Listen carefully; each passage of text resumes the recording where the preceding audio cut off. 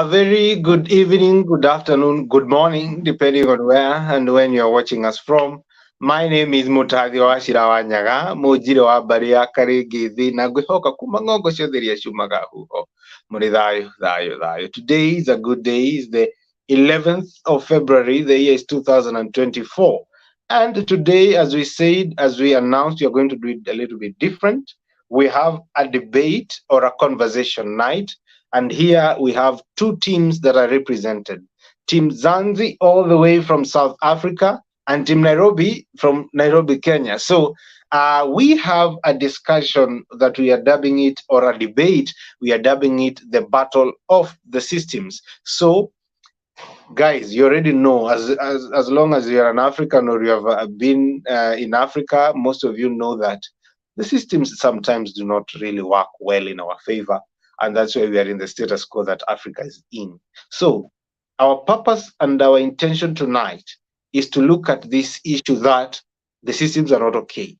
One team, Team Zanzi all the way from South Africa, they are telling us that, you know, the systems are bad, but we do not need to come up with new ones. What we just need to do is make sure that the old systems are refined.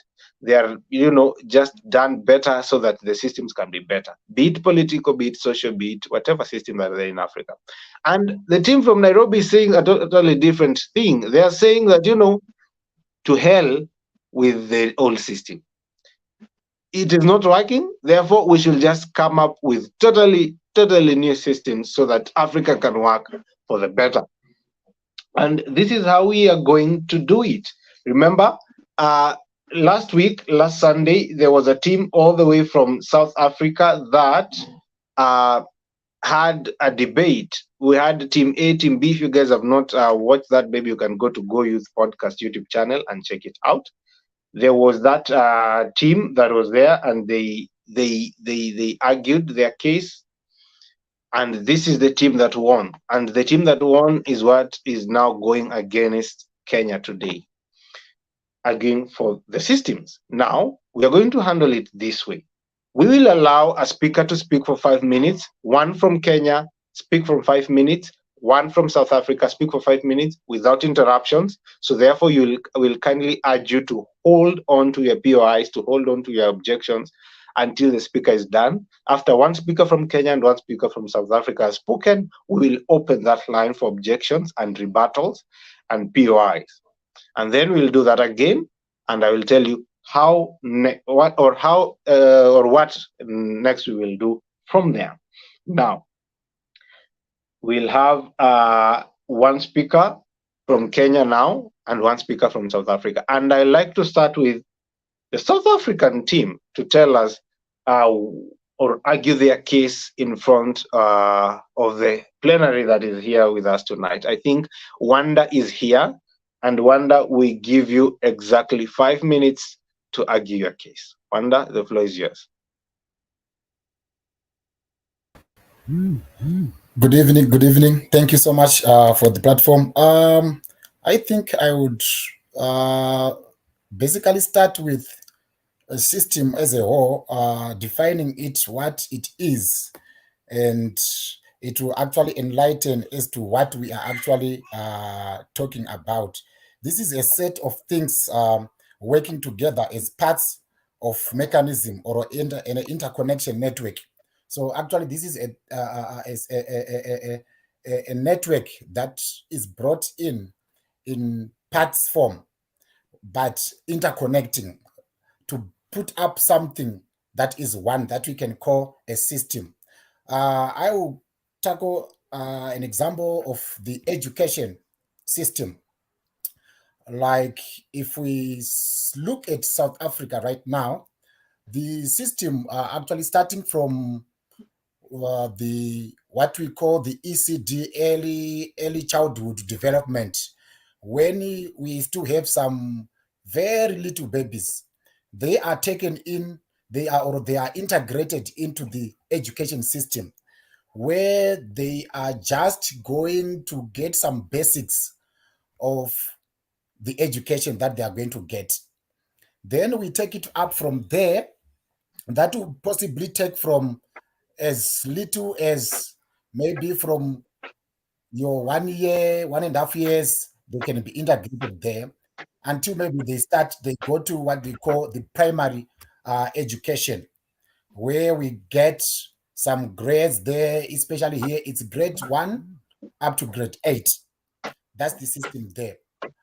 Then we have the secondary education, where we start with the grade 9, the grade 8, actually 8, 9, 10, 11, and 12. The 12th grade, that's the one that we call here the matric grade. When now you'll be given a national certificate, you are recognized that you have been going to school, so that you can be now absorbed in tertiary education, like the universities. If you maybe didn't perform well on the grades that are actually needed in universities, that's when you can be also absorbed in some other colleges, where we say now you can, from this, maybe like, for instance, if you have a pass mark in any subject, starting from maybe 60% going up, they will grade you as a bachelor's pass. Then you are now qualified to go to any university. Any university can take you up. But now, if maybe you are possibly below that, you will be qualified to go to some certain tertiary education colleges, where you can do some vocational education and things like that. Then after that, now when you are in the university, it now depends with the discipline that you have taken. Doctorate, you take maybe 7 years, engineering, some 5 years, differing with the type of discipline that you have taken. So basically, that's the system that is there, that takes a person up to having or attaining a degree in your hands, starting from that level up until that.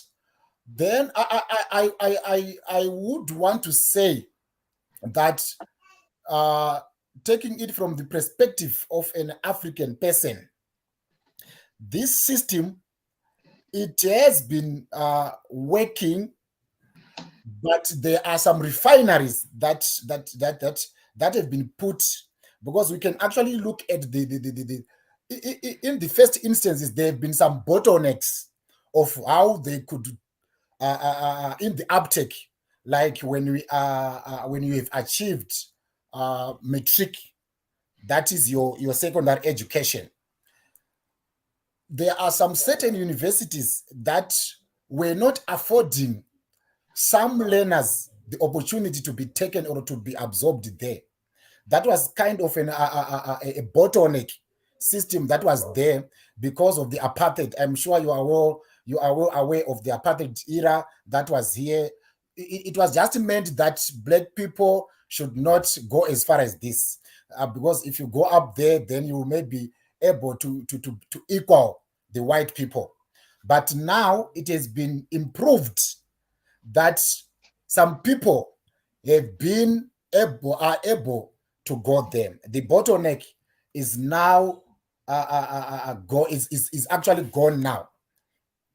What I would want to say is, though there is actually room for improvement on this system, I I would suggest, like, as African people, if this can be taken like education as a system, if it can be imposed to people, to any household, that let it be so compulsory that in any household people go to school.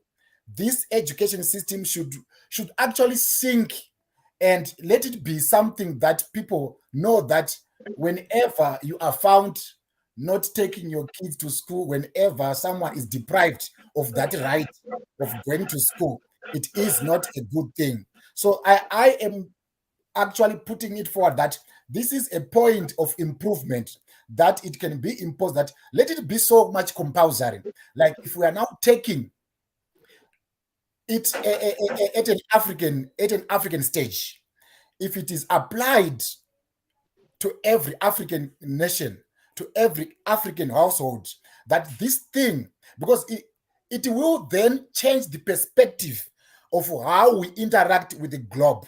it will then change the perspective of how we can be integrated into other nations. It won't be so much difficult, like as we are communicating right now. I am in South Africa and we are communicating with Kenyans. It is because of the system that I myself, as an individual, I have accepted. So I am able to communicate with Wachira. I am able to communicate with Timothy.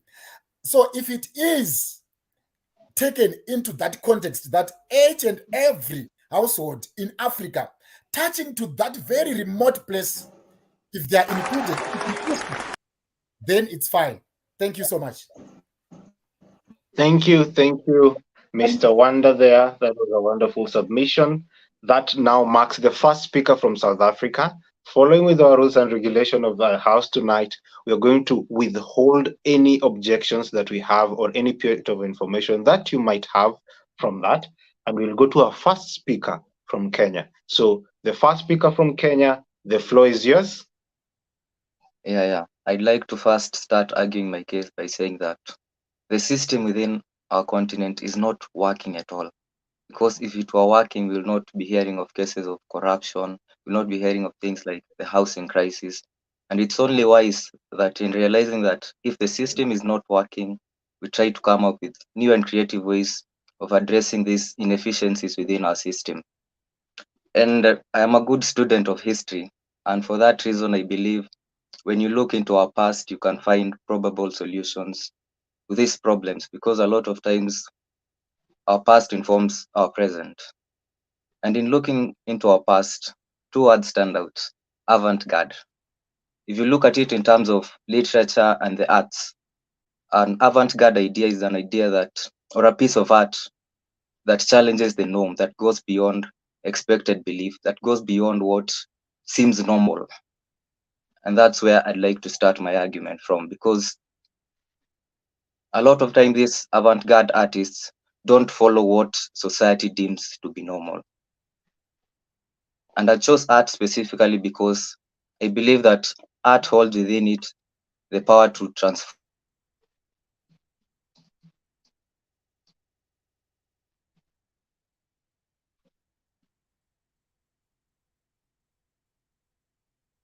new perspectives. I think we have lost Mina, if I'm not wrong. Timothy, can you hear Mina? No, not at all, not at all. He seems to have network problems. Yeah, I think we've lost him, and we'll give him another chance to speak. And just as I buy time for him, I'll give. He was speaking at the second minute, so I will check on that. As I wait for him maybe to reconnect, there are some comments that are coming in from all areas of the continent. Allow me to go through them. We have one from Fidel Castro Wesonga, I think from Kenya, and he's saying Niko ndani kwa show Koromotangi representing. So for those who do not understand Kiswahili, niko ndani kwa show, that means I'm in the show. And then we have somebody by the name SL Vision Group. He says, hello, my name is Lawrence. I've noticed that there are more contestants from Nairobi than South Africa in this debate. I'm curious about the reasons behind this discrepancy. Now, let me explain to you, SL. It is not a choice. It's actually we are waiting for South Africans. I don't know where they are. So that is the best answer that I can explain right now. Maybe Rumom will tell us, and Ali they'll explain to us why South Africans are not here. But we are supposed to be 4 Kenyans representing Team Nairobi and 4 South Africans representing Team Zanzibar. So it is not a decision that I've made. So don't worry. We hope that they'll be able to join us by the end of this show.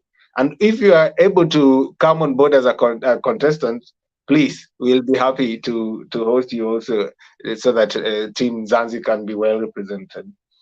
We also see Jeff Miner saying it is good to see you guys. Very engaging conversation. Thank you, Jeff. And also we see Dan Jinju saying Miner was on a roll. Now, Miner is back. Miner is back. Miner, are you back?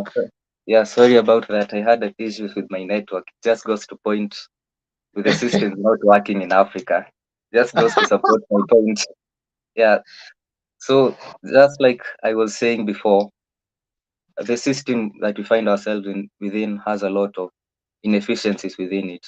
And I was trying to go back into history, looking at these avant-garde artists who challenged the norm, who tried to get out of the box, if I could say so. And like I said before, I chose art specifically because it appeals to a lot of us. It's easier to influence people using art than using intellect, I will say. And I'll give you the perfect example of an artist who I believe was avant-garde, was very forward-thinking, and that is Francis Kere. He's an architect from Burkina Faso. So Kere was born in Burkina Faso, but he studied architecture in Germany. And after completing his education, he wanted to come back to his home country and build something of himself. So in coming back to his home country, he thought, what could I do? With him, he had $50,000. So he decided he was going to build a school within his home country. But then when trying to build the school, he was faced with a challenge. He was forced to conform to a norm which to him did not seem right. Because what the rules are stone and mortar. And looking at it from an African perspective, first of all, those things are not easily found within the African continent. And then looking at the local place he was in, if he built a house, he will be presented with issues to do with ventilation and issues to do with air conditioning. So he decided to think out of the box and come up with a solution that, even though was not conforming to the norm, fixed a problem which he believed needed to be fixed. So what he did was he decided to build using clay, something which seems very radical and rudimentary to look at it.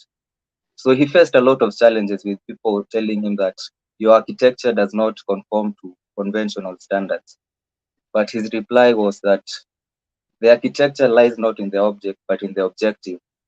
So you need not to fix your way of thinking in trying to solve a problem, but you need to find creative ways of building things.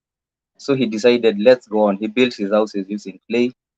And by the end of it all, in 2022, he actually won a prize. He won the Pritzker Prize for being the best architect, not only within the African continent, but also in the entire world. It just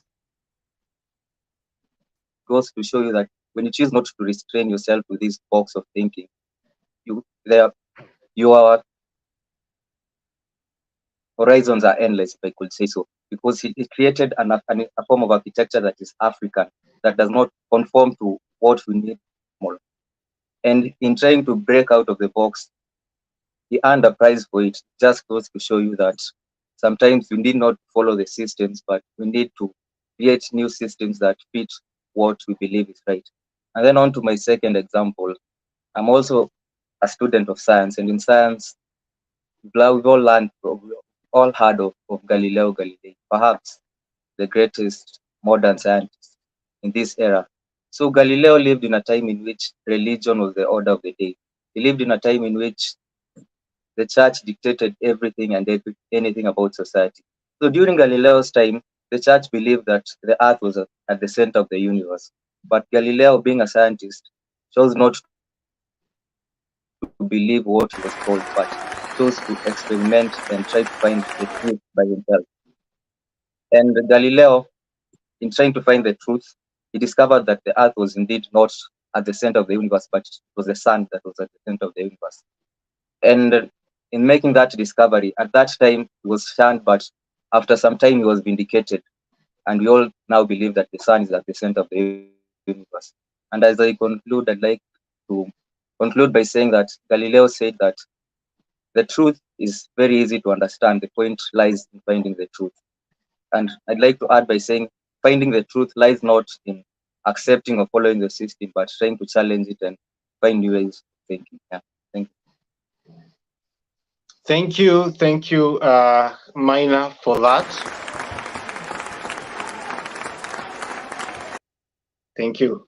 Now we have had our first two speakers from both sides, that is Mr. Wanda and Mr. Mina, from both sides. And this is the chance where I allow the entire floor to render in their POIs and any objections to any of the speakers that have spoken before us.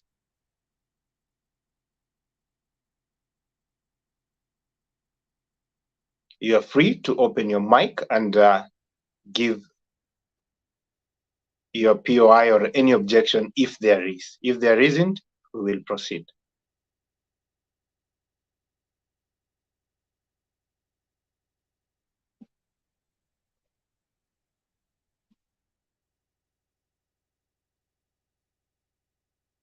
I think there is none. And just to allow you to think if there is any, I'm seeing comments coming in from across the continent. I can see Mary Wanjiku saying she's in. I'm in. Thank you. And everybody else who's tuning in live, Dan Jinju, Jeff Miner, and the rest. One more time, is there any POI from either side of the house? There is none. Now, I want us to proceed to the next set of speakers, one from South Africa and one from Kenya. And as they're preparing to do so, I'd like to remind our viewers from across the continent, if you're watching from South Africa, watching from Kenya, you can vote for the team that will persuade you at the end of this debate. And you get to do that. Check the description of whatever place you're watching. If you're watching us from Wachira Speaks YouTube channel, you can go to the description of the broadcast. You will find a voting link there. If you're watching us from Go Youth Podcast from South Africa, go and check the description box of that channel. You will find the voting link there. If you're watching us from Rumo Moloto Facebook page, you can go and check the description of this broadcast and you can vote from there. Voting starts now. Now, let us move to the second speaker from South Africa. The second speaker from South Africa, the floor is yours.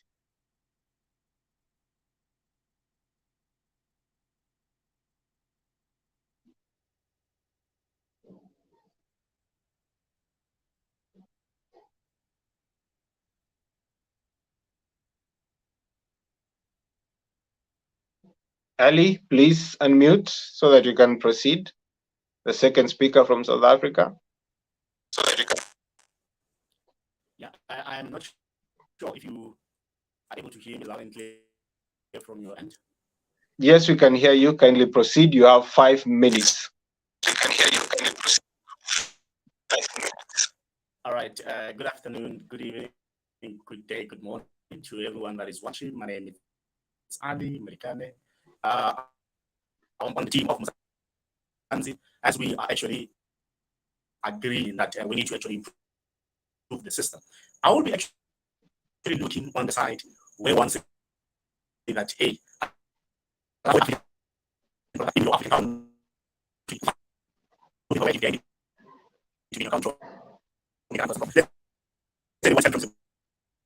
now they don't have a proper people. Like they are told that you have to allow them in South Africa to be there because they are Africans. At the moment, you have a serious challenge where you find that there are some security concerns. You find we have a lot of people coming from other African countries which are full here because of the current system that they are using at the moment. It's not working. You find the Minister of Police or the Defense Force now, they will come with maybe campaign to say that let everybody who does not have papers go home. Maybe from Kenya, Zimbabwe, but now let them go home. When they're busy implementing the system that people they need to go back home, here comes the African Union. There comes Pan-African people. They said that no, we are all Africans in the soil of Africa. There's no one who must change one from another one's country. This was a problem. I am coming with resolutions that this must come to an end because it caused some security concern. I will tell you what is happening now in South Africa, where we have a lot of people, some of them are doing things that are not good, which are some of the security measures that have been, taken out because of these people. Some of them, when they're sleeping, they're talking, they're coming into our houses, businesses are being taken down. When you check these people, you can't find them living on the system. Their fingerprints are not visible. Ask yourself, who are these people?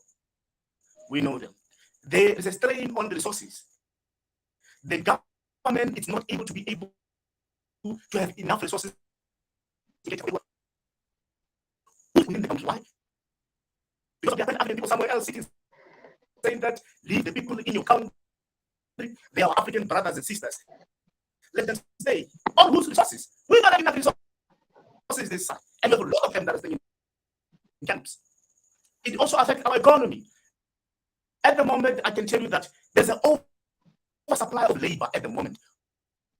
But a lot of people, most of them, they don't even have proper paperwork. They're here in the country with our young brothers and our young sisters who are able to perform some of the jobs, but some of employers accept to say, we are not going to employ South Africans. They are lazy. We are going to focus on our other African sisters. Why? Because one, they, in terms of money, they just, whatever they give it to them, they are okay. They don't have any issues. You see, it's causing a serious problem. I'm suggesting that we need to make sure that we stick to strict law. If one is coming from an African country and must move to another African country, there should be strict rules that need to be followed. Because at the moment, in South Africa, we have a lot of people that are educated who have qualifications. They are not able to get jobs. The reason being is that there is an oversupply of labor in the meantime. That is causing a problem. And it also leads to social tension, where you find that some of the residents of this country of South Africa, they end up fighting with some of our African brothers, saying that they're taking their jobs, they're not able to get services when they go to the hospital because the people are there. It also caused a humanitarian concern in the meantime. There are a lot of things that are happening now. There are a lot of NPOs in the meantime that are raising a lot of money. That money was supposed to go into programs that will assist the young South Africans in order to be better tomorrow. That money now is going to some of our African sisters and brothers who decided to leave their countries and countryside. Now they have to buy them bread, they have to buy them clothes, useless things. Because of people decided to leave their country and come to a country. We are not saying they should not come here. They should come here in a legal way. Unless if they are not able to, let them go to proper channels. But at the moment, we are overpopulated. Security, there's a concern of matter of security at the moment. People are stealing, they can't be traced at all. There is a conflict in the meantime where there's oversupply of labor. And I can tell you, even in the meantime, most of those people, they don't care how much you pay them. You find that you have to pay them a certain level. They don't care. You give them what they want. And that is actually, it is compromising a lot to a lot of professions that we have in the meantime. We have a lot of people that are qualified engineers. They are not able to get jobs in the meantime. Why? We are overpopulated and overskilled because of these people who came into our country that they are not qualified. Let them go home. These people, they are not qualified. They have proper paperwork and they're in this country, and some of them are thieves. And they're in this country. They still, we can't even trace them. I'm saying to those Pan-Africanism that are saying that let the people stay in the country. Whether they have paperwork, whether they have paperwork, they should only stay as a matter of concern if there is war in their country. We have a lot of our African sisters and brothers that are coming from other African countries. When you listen to the reason why they're coming here, they will tell you about hunger. We are also hungry this side. That's why, in the meantime, we are not able to use the state resources because the state resources are over being used. The government, in the meantime, it also has to reserve some funds to help these people. This must come to an end. A resolution must be taken where our government, it needs to be strict. Even those that are sitting in the African government, they need to come with the constitution to say that those that are moving from other countries illegally, except there should be exception of war. If there is a war, let them go. But if people are running from other countries, are coming here because of hunger, because of there are no jobs, and they're not coming here legally, no.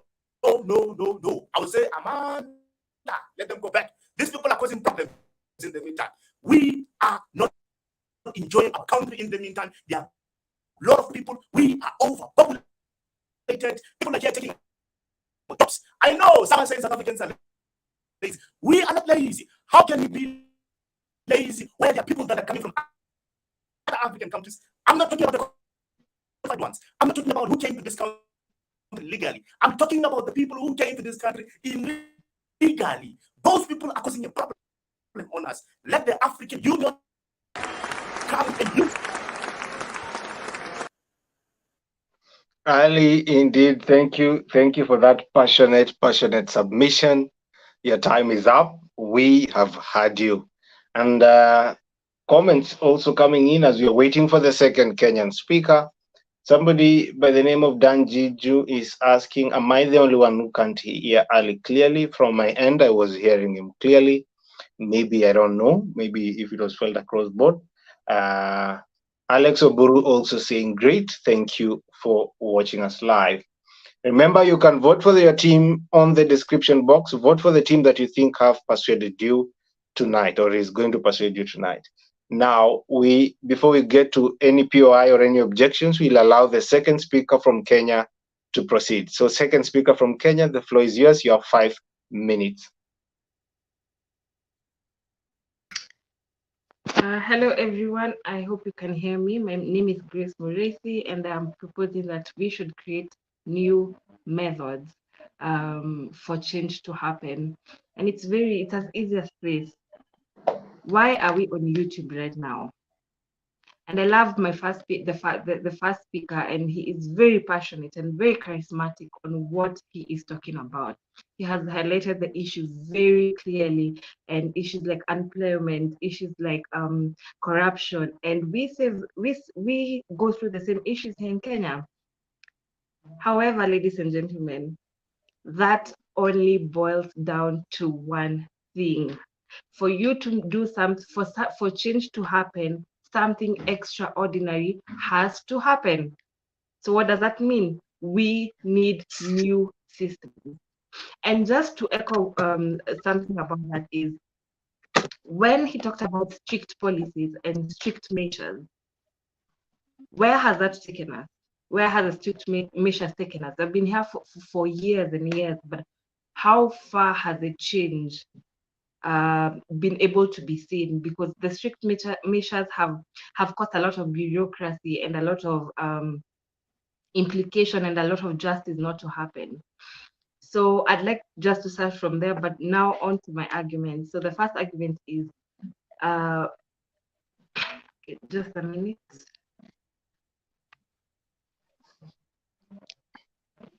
Okay, sorry for that. So my first argument is basically, I will talk about the judiciary system because that's where justice lies in. When we talk about creating new methods and new changes, we do not mean that we sleep, wake up, think about new technologies, new system, and then they just sit there. If you are a Gen Z in 2024, there are a lot of unemployment cases, right? Fact. But how many opportunities do we have on the media? Do we have online? How many people have tapped their knowledge to cash? How many people have actually stepped out and used TikTok, just to earn money and to just get out of their comfort zone, and the GDP of the country changes in turn? Now back to the judiciary. So the justice system is there. What does that mean? In Kenya, from 2019 to 2022 alone, we have like over 500,000 cases that have not been heard. And just to bring you up to speed, in Kenya, we have election petitions and we have sexual offense cases. Election petitions take 6 months to finish, only 6 months, and it is written in the constitution, 6 months only, it has to be finished. But how about the sexual offenses cases? More than 10 years, 5 years, ladies and gentlemen. What does that tell us? The things that people value are not what the things that we value as a society are not what are valued by other people.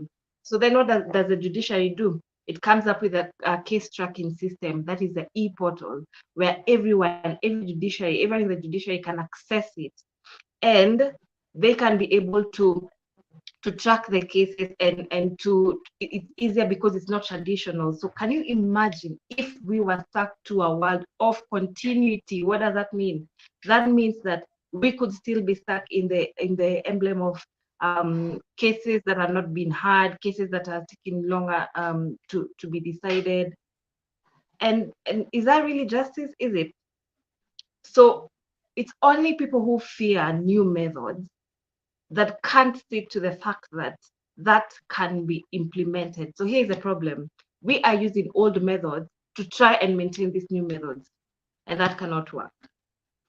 When we follow the systems and try to bring methods that can be amplified and can be used, it becomes very easy. And the 2010 constitution in Kenya is something that shows that, because before that, yes, we got our independence, but it looks like we still are colonized by people who are in our skin, and they took up everything that the Westerns came here and gave us. So the 2010 constitution is a new method. It's a method that was promulgated to help us to be able to look for other methods, to make justice fair, to make justice accessible to everyone, whether you have money, whether you don't have money, the vulnerable, who don't know about law in the society. So I'll be saddened if this house sits on the motion that we should use the system of continuity, because continuity is rigid. My first speaker talked about education systems, but how many education systems, how many people have gone through that same system and finished through it, and they do not have jobs, and they do not know their purpose? How many? So I'm modeling. We're not changing. We are bringing more systems. We are adopting new methods because the latter didn't work. So when we do that, it only disrupts change. Change is inevitable. Change is uncomfortable. And without that, I don't see a way how continuity can really promote this justice that we want, this employment that we want, this education that we want.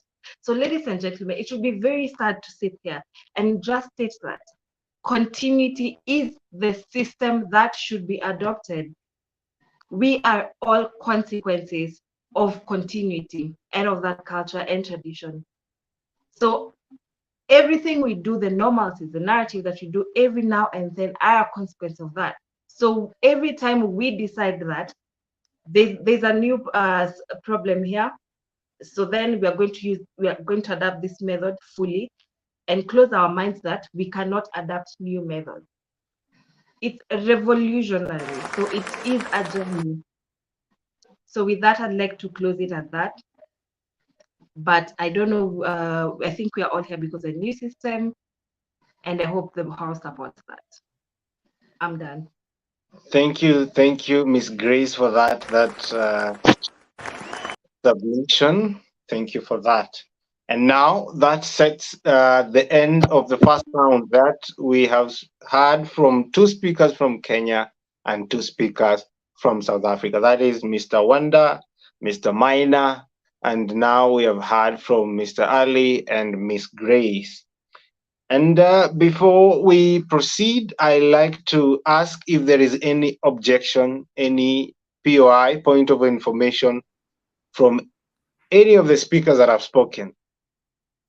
Anybody who has an objection? Yes, go ahead, Teresa. I have an objection to Ali. I like to note that the 10% of the refugee population in the world resides in Kenya, Uganda, Sudan, and Ethiopia. When you talk about unemployment and corruption in South Africa, I wouldn't attribute it to foreigners. I believe if you change the approach into a more before that, I believe existing systems are not always the answer to contemporary issues. New problems require different approaches. In being that actually Kenya has the largest refugee camp in Africa, called Dadaab, we've found a way to counteract the high numbers of the immigrant population in Kenya. We've taken a more innovative approach. We've taken a collaborative approach with other African countries, and we are having a solidarity, Pan-Africanism, and international solidarity approach. If the systems you have are not serving the vision of your country, why not alter them? Enforcing the systems that you have will not reduce unemployment, will not reduce corruption. It's only through innovative ways and collaboration that you're going to be able to solve the needs that you've been talking about. Yeah. Thank you for that, Teresa. Before Ali responds to that, is there any other objection or point of information on the floor of the House?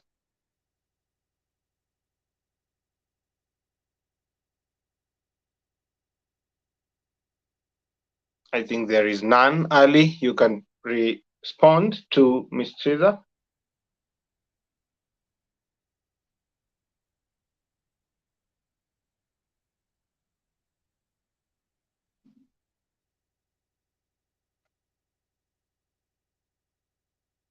Ali, you can unmute and respond to the POI that has been rendered to you.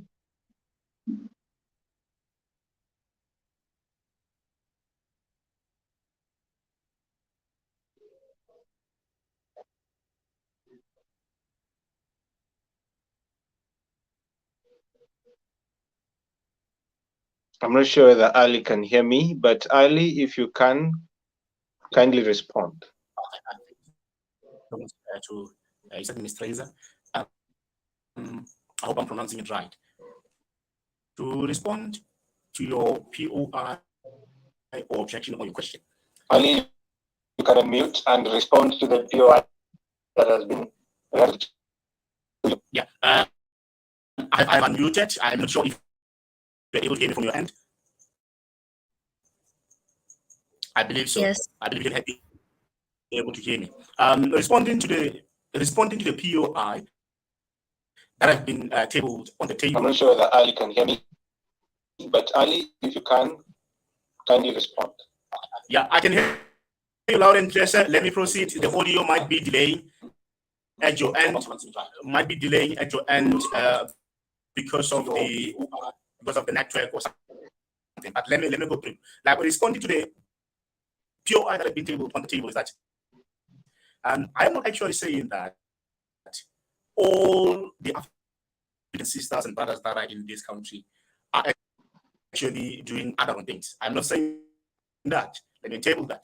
What I'm saying is that at the moment, there are cases whereby even the government, they are not even able to trace some of the people that are doing that. You find maybe there's a cash in transit, or maybe there's any other thing that people were stealing. And it was also mentioned that, even if you go on record, it was also mentioned that there are people that are some of our African brothers and sisters that are stealing within South Africa. And those people are not even on the system. You can't even find those people on the system. Their fingerprint is not traced. They don't have passport. They're not on the system.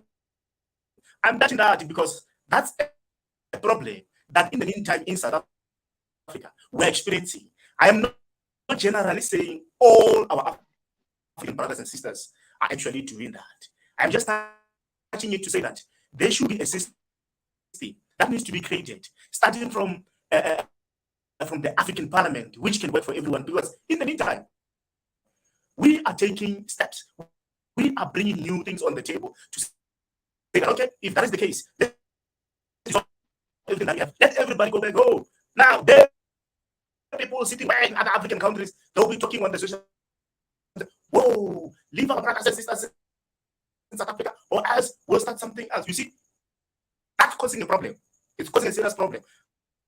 I can tell you, I'm aware of what you're saying, that a lot of people are in other African countries, but what we see in South Africa, it's unacceptable. It's unacceptable. If you remember the story of what happened in Cape Town, where most of our African brothers and sisters, they decided to go and camp in front of the parliament. What do you call that? A lot of things are happening in this side.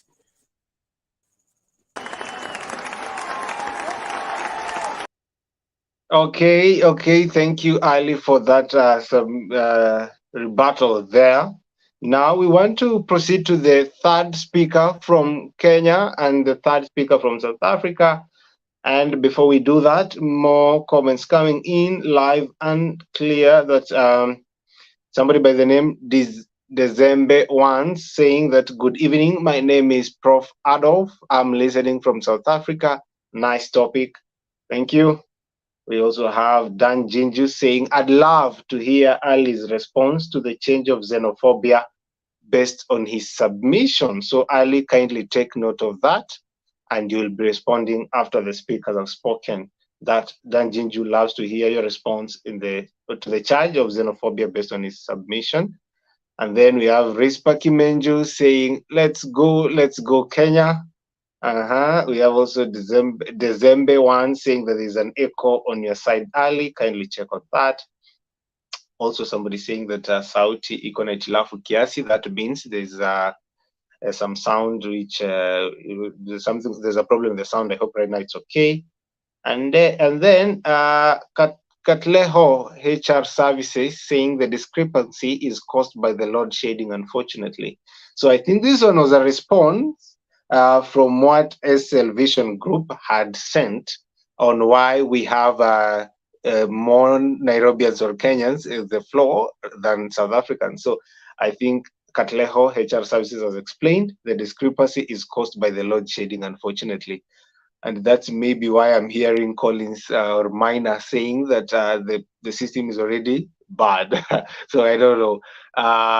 Let us proceed with the third speaker from Kenya, and I can see somebody by the name of Lawrence SL in the studio. Kindly make sure your microphone is on and your camera is on so that you can come on board. Right now, the 5 minutes for the third speaker from Nairobi, Kenya starts. Okay, thank you for this platform. So I'm going to be talking about entrepreneurship, specifically in the economic setup. So one of the ways in which we can actually better our systems is by embracing innovative ways. An example is the Taoboa villages, which was started by the Alibaba Group in China. The Taoboa villages are remote villages in China, and they're mostly known for farming, like they're farming produce. They are at a disadvantaged they're at a disadvantaged level compared to the capital cities of China. So they chose to use e-commerce as an avenue to better their sales. So most of the villages chose to open their stores virtually on an e-commerce website to better their sales. As we speak, most of the Taoboa villages, most of the families that have enlisted themselves in the Taoboa platform have ended up making a revenue of $1 billion annually. And this is a village that did not have access to Wi-Fi, did not have a great access to internet. They were at a disadvantaged level. They faced most of the challenges we face in the developing countries that we are in. So this is actually an example on ways that we could embrace the coming trends, hop on the technological wave, and use it as an avenue to improve our systems. I believe that, yes, we've come a long way when it comes to the systems we have, but we can only make ourselves better, make our systems better, make our countries better, and our region better by embracing change. The only thing constant in life is change, and you have to be adaptable to it. In the sense that the Taoboa villages noticed that they are in a disadvantaged level, and they chose to use that as an avenue to better themselves.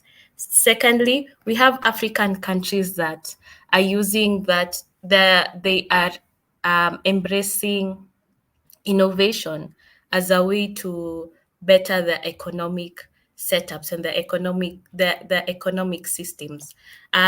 Example is Ghana. an example is there's an entrepreneur in Mauritius who noticed that they're having a challenge in getting manure to increase their produce. He chose to take an innovative approach in using bats, the dung of bats, to use it, since in the specific city that he's in, there's a huge population of bats. So he chose to take that as an innovative avenue to better his agricultural produce. As we speak, he's one of the leading fertilizer suppliers in Mauritius and Africa in itself. And he's also one of the board members of African Leadership University. So this is an avenue in which people have actually taken a step back, analyzed the situation, and came up with innovative ways. I believe Barack Obama once said, "Don't ask what can the government do for me. Ask yourself, what can I do for the community? What can I give back? What are some of the avenues that I can use to improve the systems?" I believe that many in emerging economies, there are many institutional voids. In that, institutional voids can be gaps in the system that hinder you from achieving a certain task, or making your business bloom, or making the education system better. But if you use those institutional voids as a way to capitalize on entrepreneurship, on industrialization, we can use that as an avenue to generate income, just like the guy from Mauritius and Taobua, and better our systems. Thank you.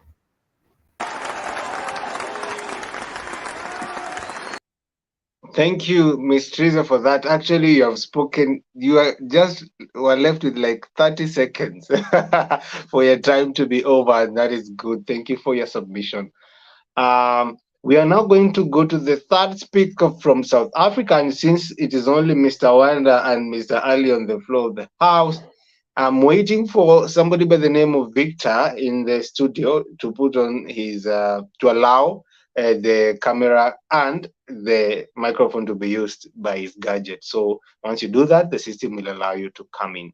But we'll allow Mr. Wanda to come in as the third speaker from South Africa, and his 5 minutes also begins now.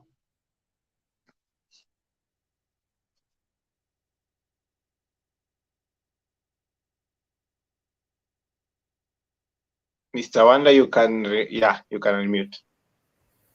Okay, thank you so much. Thank you so much. I think I can touch on and sorry for that.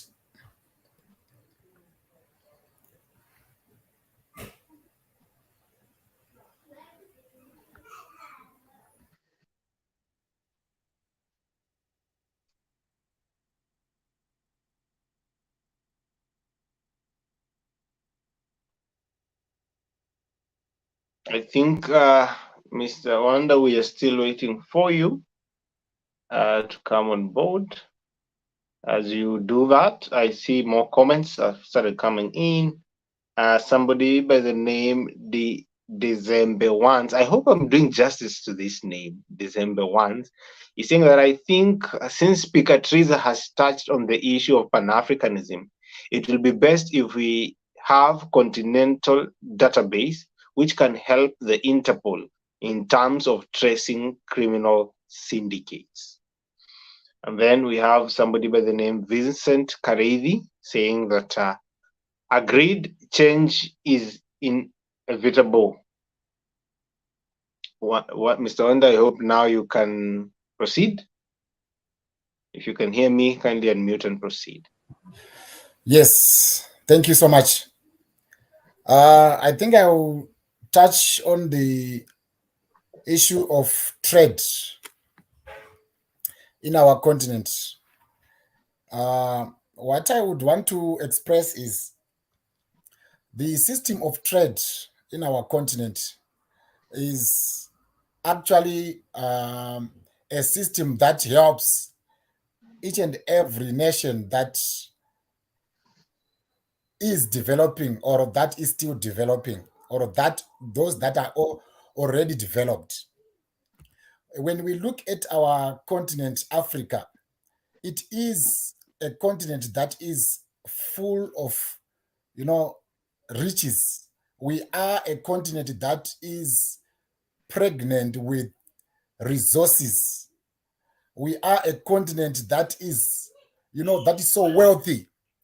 We can't finish Africa, actually. The issue of trade that is upon us, or the system of trade that is upon us, it is a system that is actually making ourselves being able to expose what we are made of. If we take, for instance, South Africa, Botswana, like the southern region, a lot of minerals are there. When we look at how we trade these minerals, the system on its own is not affording a lot of people to benefit from it. More people are actually working as if these resources are not for Africa, and yet we are for Africa. There are some certain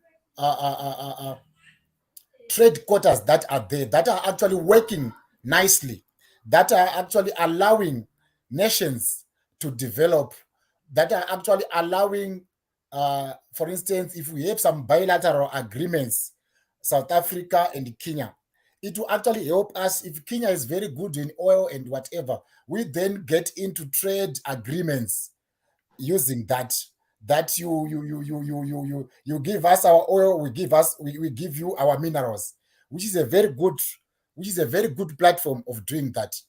But now there is an area for improvement.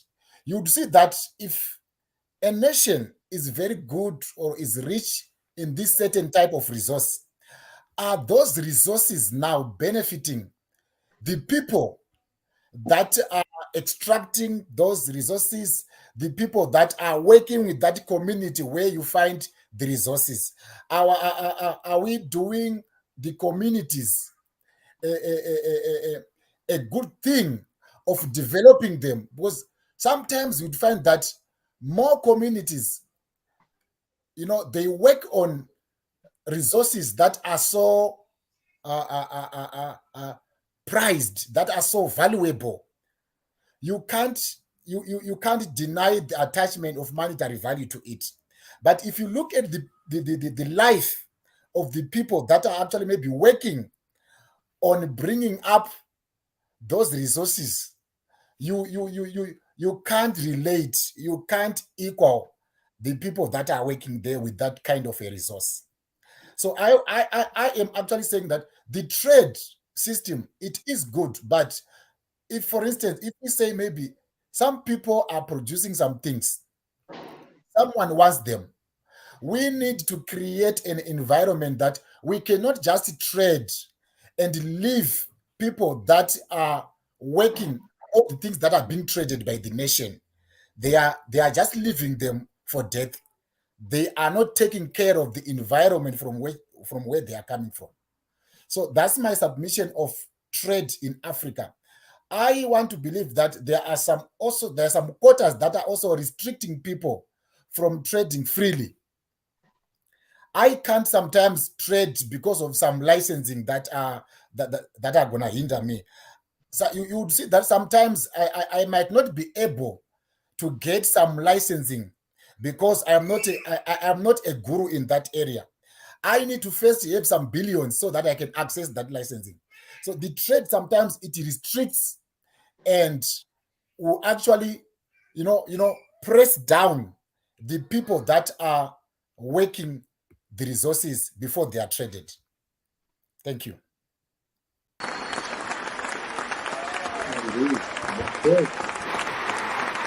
Thank you for that submission, Mr. Wanda. We now want to go to the final speakers of tonight. And because I can only see Ali from South Africa, he will be the final speaker. But before we get to Ali, we will listen to Timothy Mabango from Nairobi. And just to remind the people who are watching us live and who will watch this later, there is that link in the description. If you want to vote for the team that you think has persuaded you, you have the chance to do so. Timothy Mabango, your time starts now. Hello and good evening. This is Timothy Mabango from Nairobi, Kenya, public policy practitioner, as well as other things which may not be relevant for this show. But now to the argument of today, there is a need for innovation, a creation of new systems. I'll start by citing an example of Mali. Well, many have criticized Mali because of the coup, especially considering the democratic ideals that we hold to date. But I'd like to give us an economic perspective of how good that has done to that country. Between 2020 and 2021, Mali experienced a 3.7% growth in GDP. 21 to 2022, there was a 3.8 percentage growth.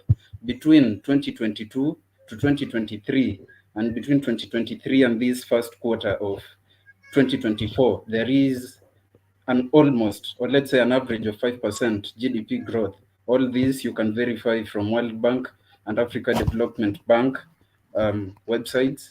I would have added examples of how good innovation of new systems helps both political, economic, and social systems, since those examples abound.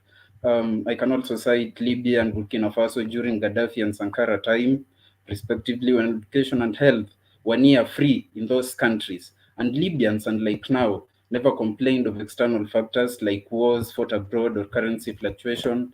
The revolutionary Fidel Castro, who revolutionized and changed the system of Cuba, is also a perfect example of this debate I'm trying to bring across.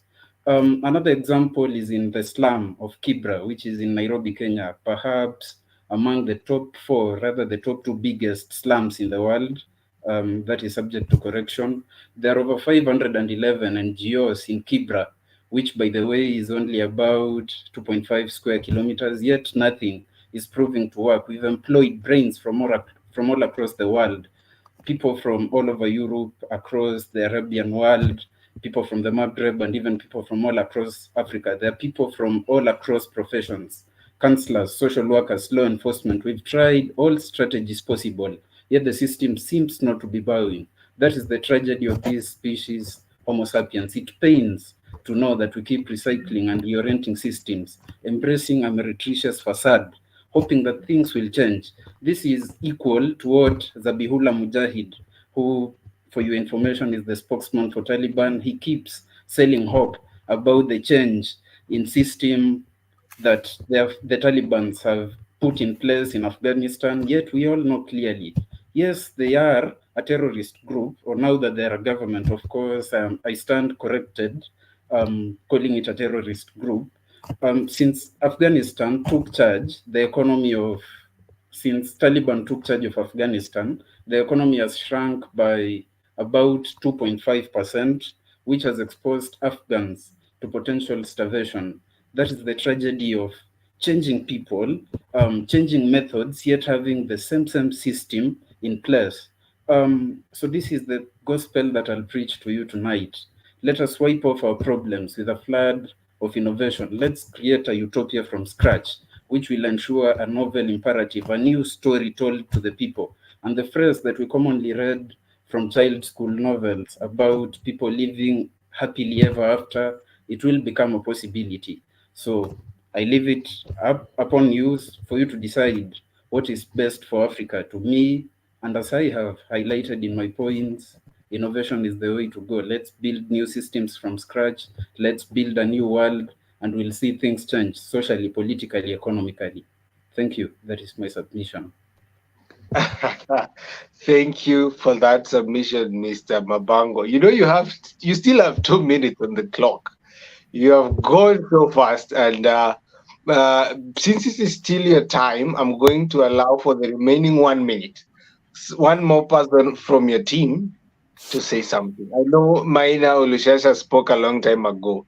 Maybe there was a point you had not said. I'm going to allow you that 1 minute from Mr. Mabango to just say your point quite fast. I think I'll just agree with what Timothy has said, that indeed we find ourselves with a challenge or with a situation which is tough, but there are two options. We can stay with the systems we have, or we can innovate and try to find new ways of doing things. And I still believe that our solutions lie not within sticking to the system, but coming out of the box and trying to innovate basically and coming up with new systems. Yeah. Thank you guys for that submission. And now we have heard from all the speakers from Kenya. We are now remaining with one more slot for one speaker from South Africa, and then we can call it a debate. Now, the only remaining speaker in the house that can go as the fourth speaker is Ali Malikane from the mountains of Limpopo. And just to explain why we are doing this, we expected 4 South Africans, but unfortunately, we have only seen 2. So we allow Mr. Wanda to speak in 2 slots. Therefore, we'll allow Ali also to speak again for another 5 minutes. So Ali, if you can hear me, it is your time to speak for 5 minutes and proceed.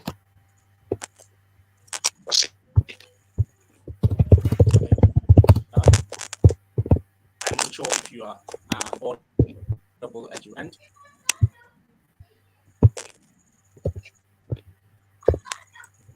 Ali, go ahead, we can hear you.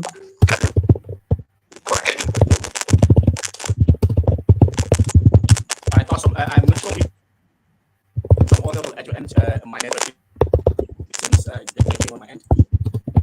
It's not doing me any good. For the last one, since most of my teammates are not able to Ali, hold on. Kindly. A minute. I think there is some network. There are some sound issues on your end. Check your sound. And also for Timothy, kindly mute your mic. So Ali, you can proceed.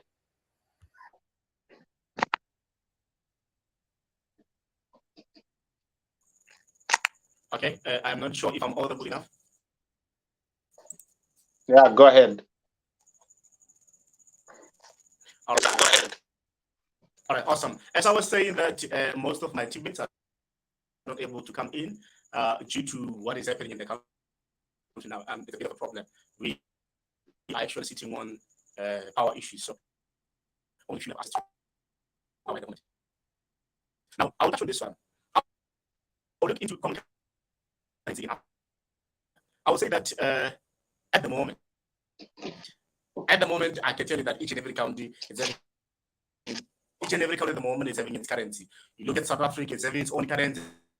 Zimbabwe, its own currency. Kenya, all the other African countries, and at some point, you find that we have entrepreneurs that are coming from other African countries that are doing business with South Africa, and it's actually discouraging because I could tell you that the African brothers and sisters, they meet each and every day, but they're just failing just to sit down and say that let's make sure that we as Africa, we are going to use common currency. That is going to be easy. I know it's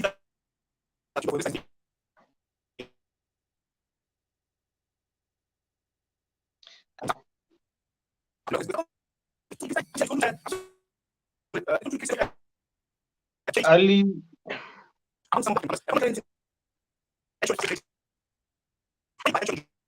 I think we can't hear Ali. I'm not sure whether I'm the only person, but there's too much network issues from Ali's side. Please confirm if that is also happening on your end.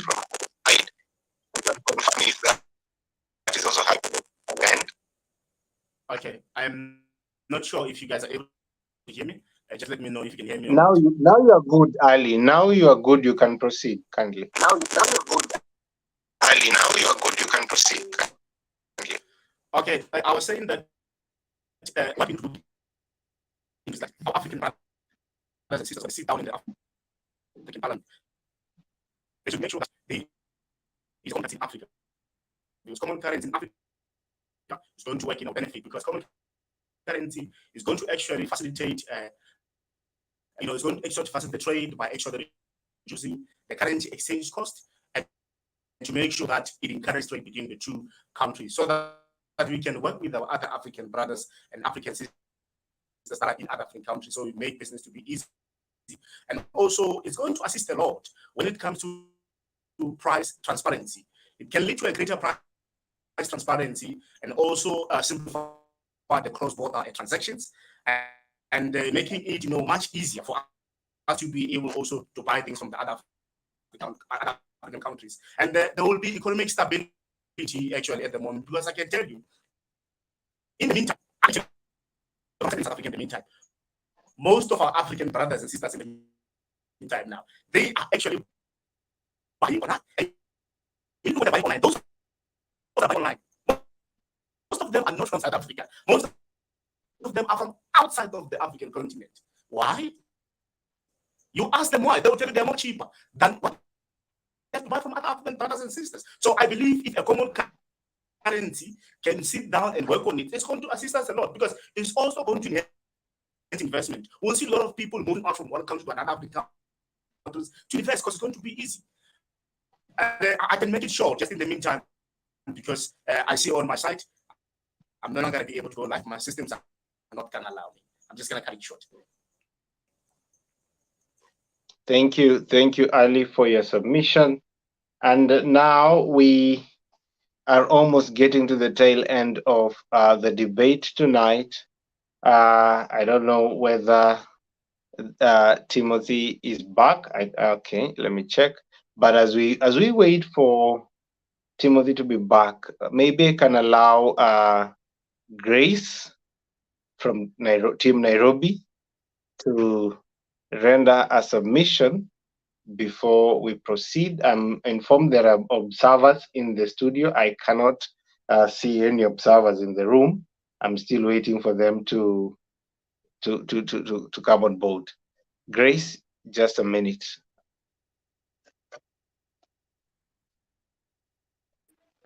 Okay, thank you for that. I'm glad that you.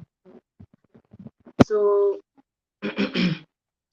I just want to end by saying that at the end of the day, we need to make tailored solutions. We need to make we need to increase agility. We need to be very proactive in whatever we want to endeavor as a society, as Africa, And my colleagues have also spoken about international trade, and also there's the Agenda 2063 that really covers on the power of emerging solutions.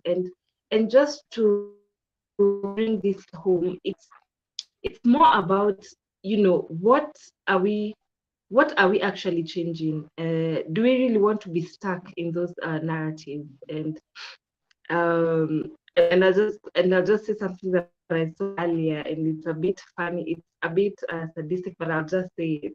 And it says that it defines tradition as the peer pressure from dead people. That's tradition. So it, as relevant as it may seem, I think it is true. We are having that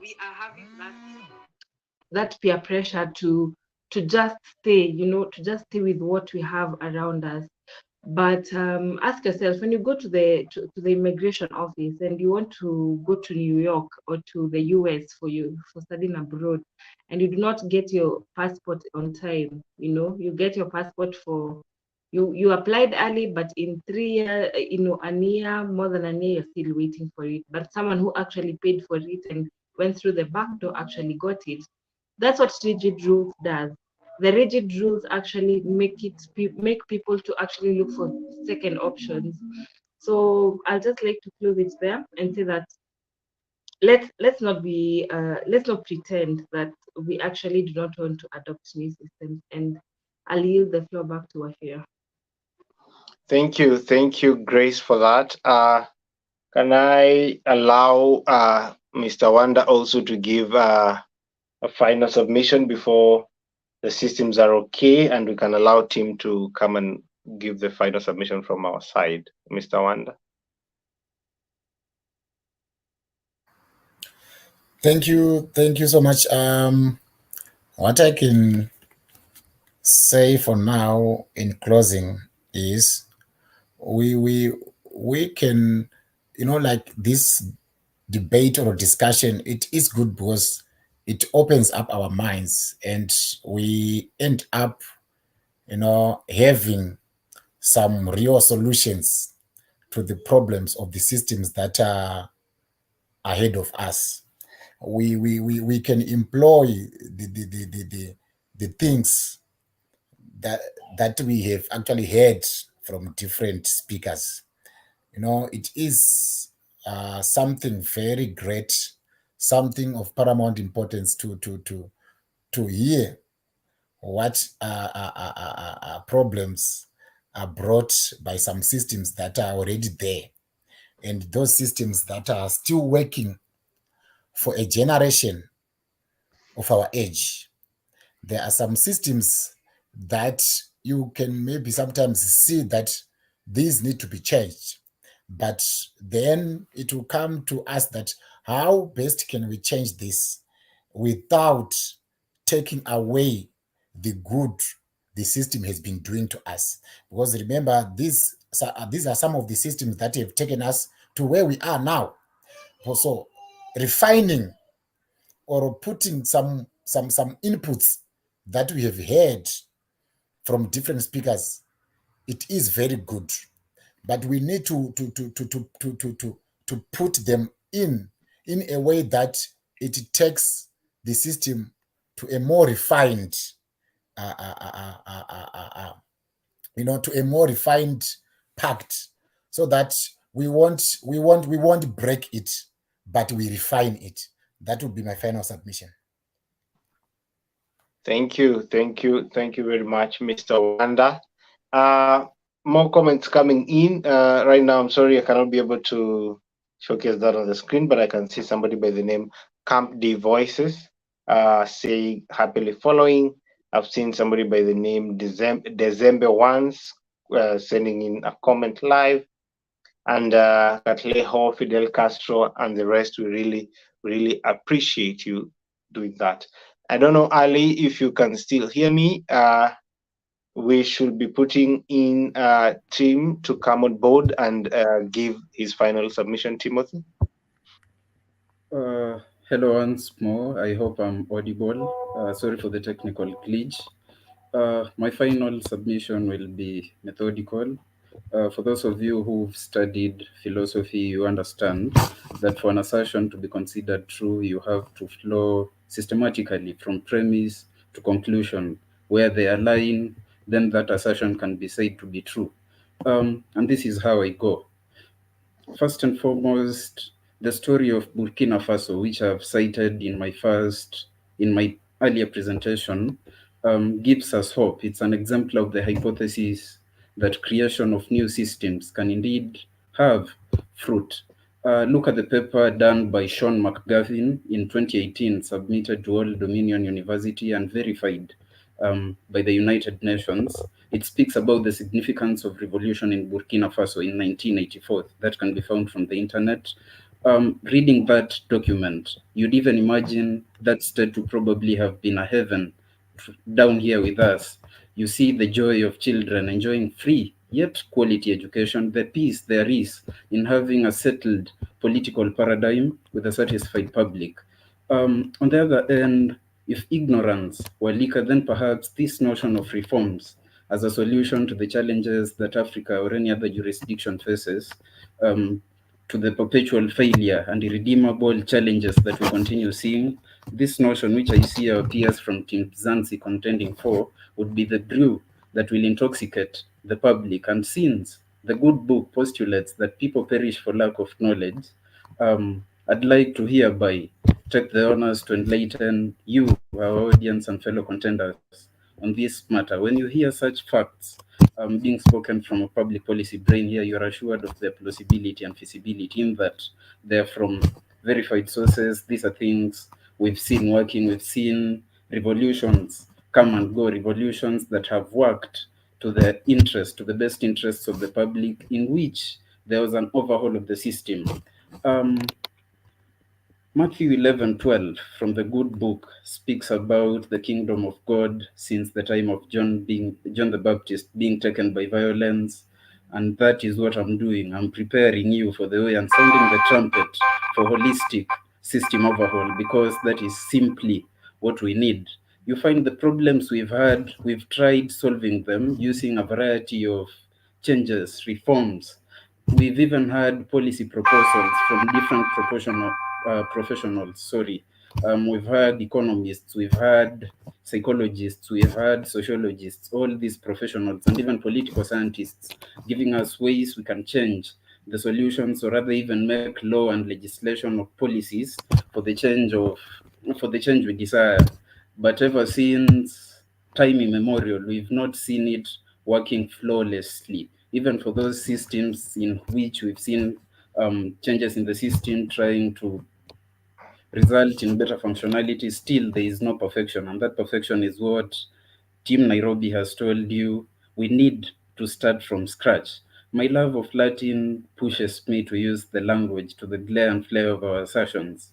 I hereby say, est tempus incipit de novo. That means it is time to start anew. Team Nairobi rests in peace. Thank you, Team Nairobi. They have indeed rest their case.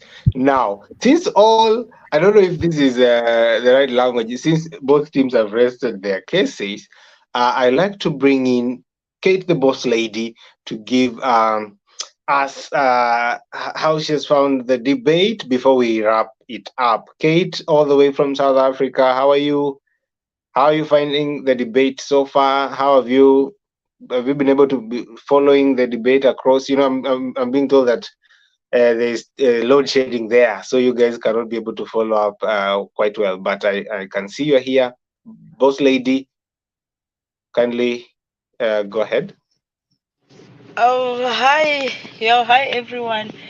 Yeah, it is unfortunate that we have to struggle so much, with electricity. That obviously disturbs our network. So yeah, debate has been so wonderful. Hey, I missed a lot on tonight's debate, but I think the guys came guns blazing. Nairobians are dangerous and South Africa is here. So I find it to be very, very informative, as Wanda was saying. Actually, it is not everyone from our end who are, politically active and involved, and but I guess from today going forward, we will go back and listen to what you guys were saying, and take it from there. Yeah. I missed a lot actually on what you guys were saying. So I'm just talking about what I heard, while I was, in here or backstage. So yeah, and thank you so much for, you went all out and researching on the motions that you guys were given, and I see you've done it wholeheartedly, so to come and dish up for us. So I'm grateful for that. I'm grateful for that, because yeah, you really brought your A game.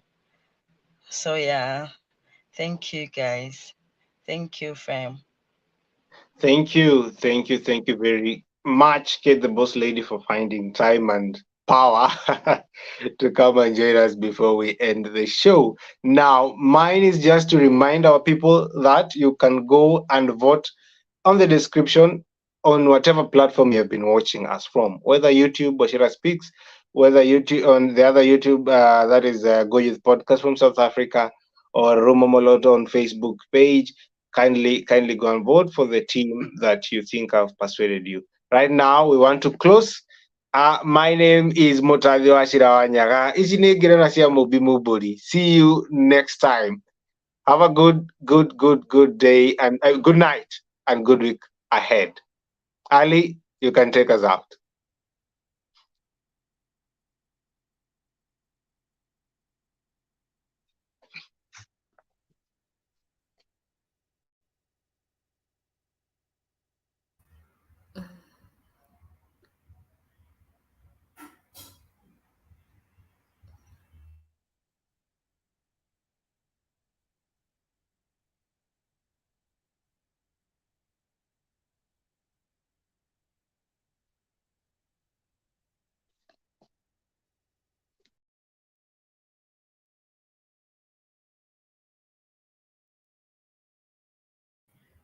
Good night. Bye, guys.